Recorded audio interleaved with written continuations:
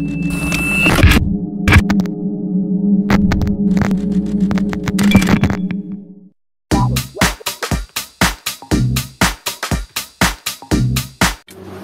xin chào tất cả các bạn đã quay trở lại với kênh của Văn Hóng Lazada.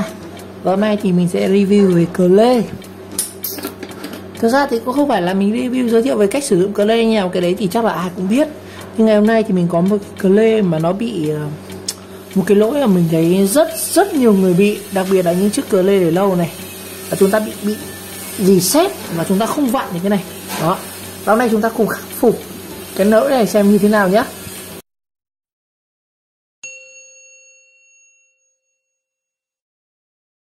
Rồi ở đây thì mình đang có 3 cái Clay, thực ra mình có 4 cái rồi, một cái mình để ở bên kia mất rồi.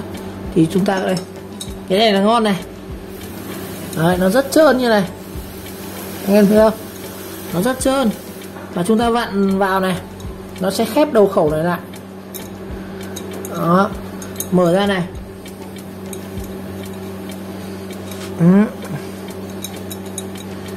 Rất ngon lành. Hay là cái nhỏ như này.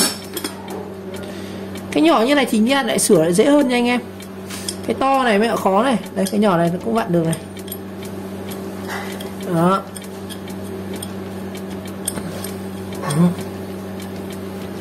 Nó hơi cứng này.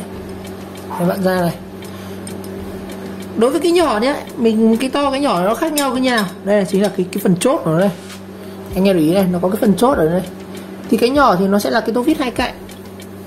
Còn cái phần chốt của cái to này thì nó sẽ là cái đục luôn anh em ạ. Nó đục kín mít như này luôn này. Đó. Cái sự khác nhau cái to cái nhỏ. Và cái độ dài của cái mở khẩu này thì tất nhiên cái to thì nó sẽ mở được khẩu to hơn, và nó cũng sẽ dài hơn, cái tay đòn nó sẽ chắc khỏe hơn. Đó. Cái này như mình có một cái Clay của Daiwang này, 10 inch đến 10 inch tức là 250mm này. Cái này thì mình có một cái là Fort Christine này, nó làm cỡ 12 đến 300mm từ 30m à 30cm. Đây, cái này cũng thế này. Cái này thì nó cũng là 30 x 36 này. Đó. Cái này thì của Trung Quốc. Của Trung Quốc mà anh em này. Bây giờ chặt không mở được. Rồi, thông thường để mở cái này chúng ta sẽ có một số cách như sau. Cách thứ nhất, chắc là ai cũng biết rồi. Đó là mình dùng cái RB7, những cái chất gọi là chất tẩy này, để anh em xịt vào. Đây mình sẽ làm tuần tự từng cách một nhá. Đây, RB7 xịt vào. Đây, xịt vào các cái đầu này. Cái cấu tạo của Lê thì nó cũng chỉ có mỗi cái chốt này, mỗi cái chốt này và cái trục ở đây, và cái khẩu này di chuyển này. Đấy, mình tiện mình xịt luôn mấy cái chai này, coi như bảo trì luôn anh em. Đây. Rất hay bị nhá. Ở Lê thì 10 cái thì anh em dùng lâu cũng bị 6-7 cái. Mà nhất là để Clay trong kho chẳng hạn, nó dỉ thì khó chịu lắm. Rồi thì đây, nếu mà xịt nhẹ như cái này lúc nãy nó hơi khựng không, thì cái này giờ nó mở rất là trơn rồi này, thật ra là rất là ngon. Nhưng mà cái thằng mình làm video nó này, thì thằng này bây giờ nhá, mình xịt vào cũng không thua đâu, xịt vào cũng không thua này. Cái này nó có cả bánh răng này này, nhưng mà cũng không thua anh em ạ. Đây, nó còn xì hết cái đầu này này. Đó, nó xì hết rồi này. Rồi, thì một cách đầu tiên là chúng ta xịt này không ăn thua, thì chúng ta chuyển sang cách thứ hai. Cách thứ hai là anh em sẽ dùng những cái tô vít hoặc là những cái mũi đục như này, mình đục vào đây để sao cho những cái bánh răng này nó có thể di chuyển được. Đó. Và mình gõ vào đây.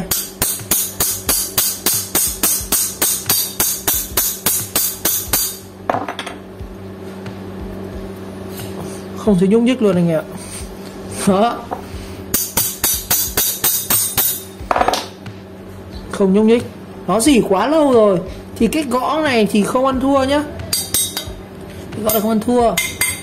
Bây giờ mình sẽ chuyển sang cách thứ hai. Cách này thì được rất nhiều người chia sẻ rồi, nhưng mà mình cũng dẫn lại thôi. Đó là chúng ta sẽ đốt nóng cái này. Mình sẽ kho nóng cái này, kho nóng cái chỗ này để cho cái phần sắt này nó sẽ nóng, và khi nhiệt độ thì nó sẽ nở ra, và nhiều khả năng là mình sẽ vặn được cái này. Đó. Rồi để nó nóng thì mình sử dụng một cái đèn kho của Naminus nha. Cái này thì lần trước mình cũng có review rồi, cái đồ kho của Naminus, và sử dụng cái bình ga mini nữa.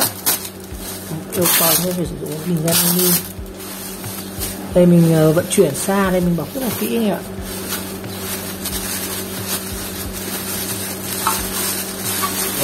Bọc kỹ thật luôn đấy.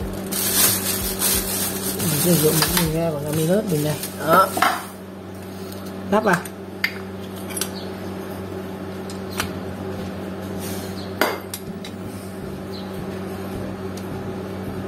Đấy, chỉ đến đây thôi. Rồi. Đây thì mình sẽ dùng hai cái miếng này để kê nó cao luôn. Chúng ta sẽ bắt đầu khò. Khi khò thì nó sẽ rất là nóng luôn đấy. Mở bình ga này.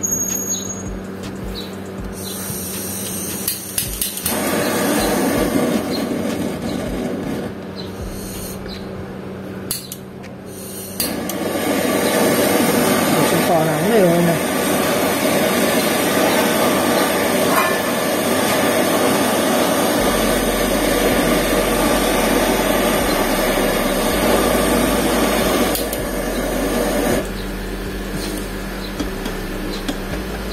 Đó, khử hai mặt nhé.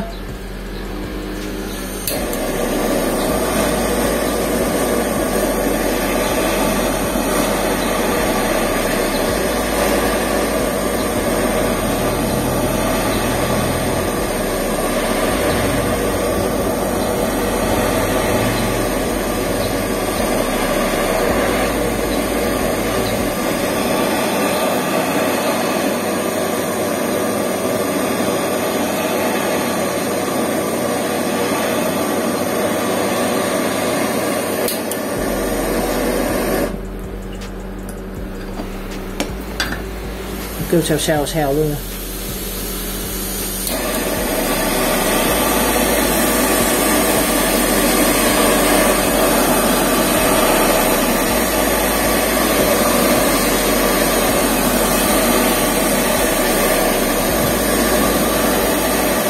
Nó có bốc khói tại vì lúc mình xịt RB7 nhá.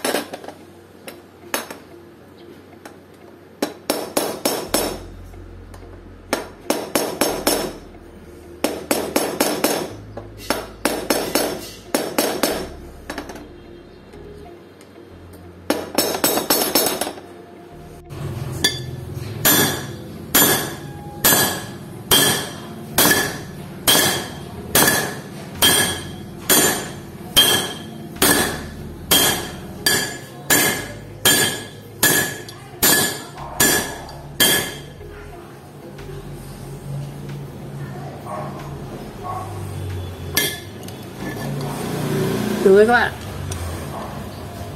Đây, nó lung lay rồi này.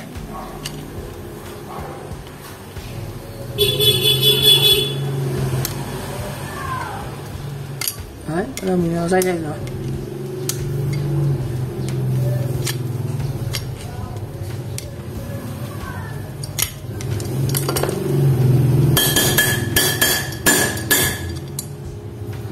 Các bạn được rồi đấy.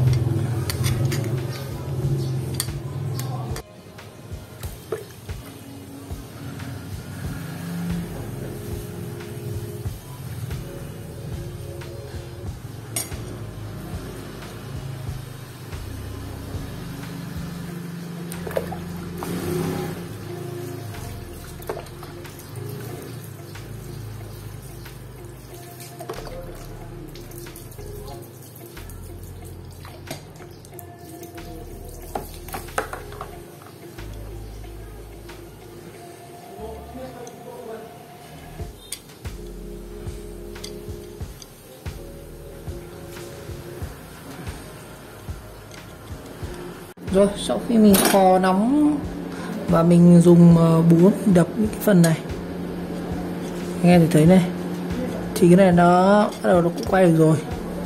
Tuy nhiên câu chuyện vẫn chưa hết anh ạ.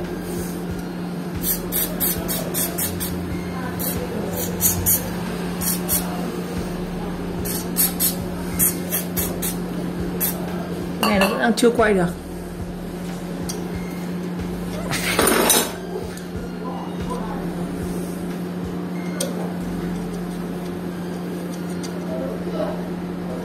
Cái phần này lúc nãy mình dùng búa mình đập ấy thì nó bị bẹt mất rồi. Bây giờ thì chúng ta lại phải rũa cái này nhá, phải rũa cái này nữa.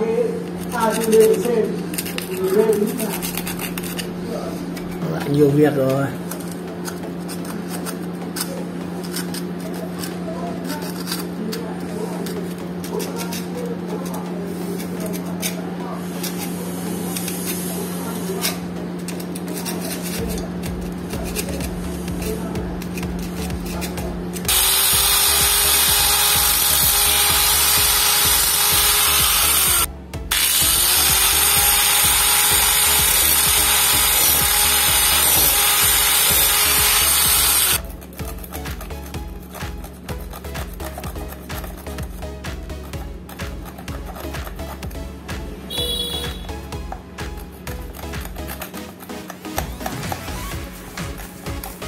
Rồi, và bây giờ mình sẽ tiến hành vào chì nhá. Chì thì mình dùng hoàn toàn RV7 thôi. Để mình xịt vào cái khe này này.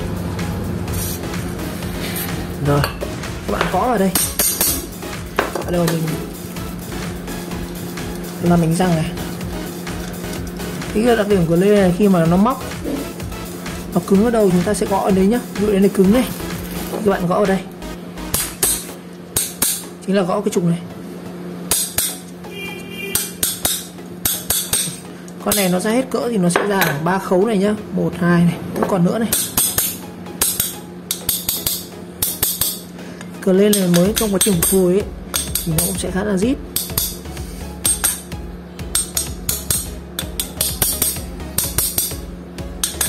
Đây, 3 khấu này, như thế 1, 2, 3 khấu là được rồi. Đó. Thì các bạn hãy tiếp tục bác sĩ tiếp này. Và chúng ta sẽ dùng giấy giáp đánh ở chỗ này nhé.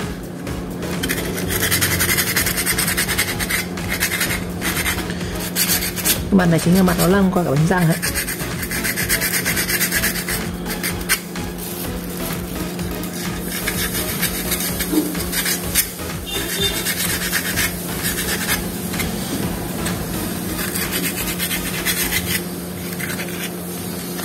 Rồi, và mình xịt cả lên trên cái vòng dây này. Rồi, bây giờ chúng ta sẽ đập vào nhá. Và nó sẽ rất cứng anh ạ.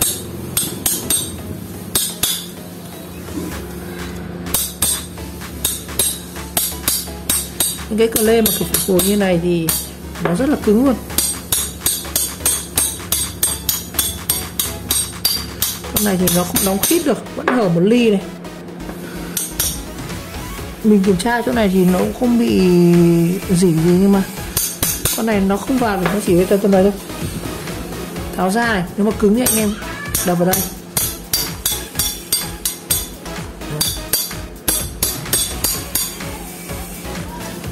Khá là cứng anh ạ.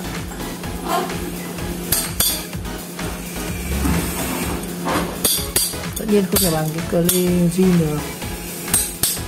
Cái cờ lê dần khôi phục.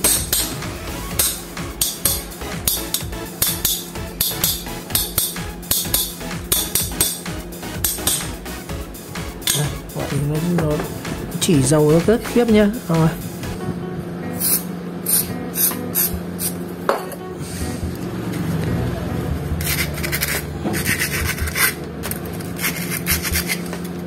mình có thể cho giấy vào đánh ở trong này cũng được.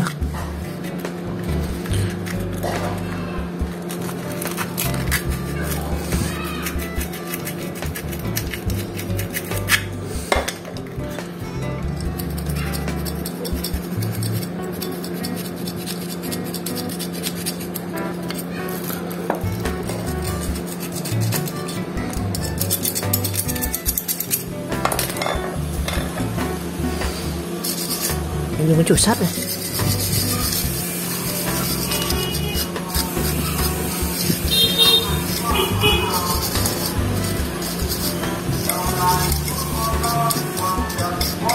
Tiếp theo là mình sẽ tra mỡ nhé.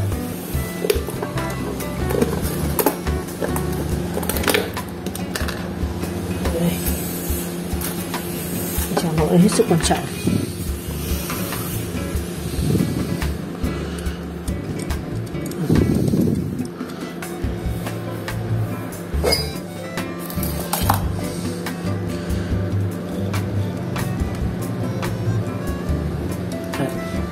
Cái phần này hở ra thì mình sẽ bôi mỡ ở phần trên này.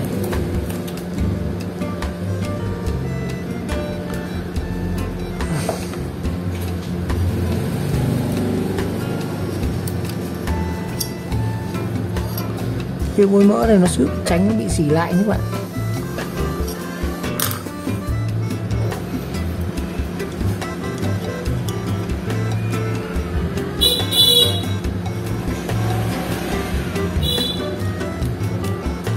Đấy, mình tra xong thì bắt tay cũng được này. Gần hết, nhưng mà con này vì nó bị đập, nó mòn bánh răng rồi nên là cái bánh nó khá là bị vênh, so với cái to hơn đấy. Nó dùng mài nhưng vẫn chưa khắc phục hết.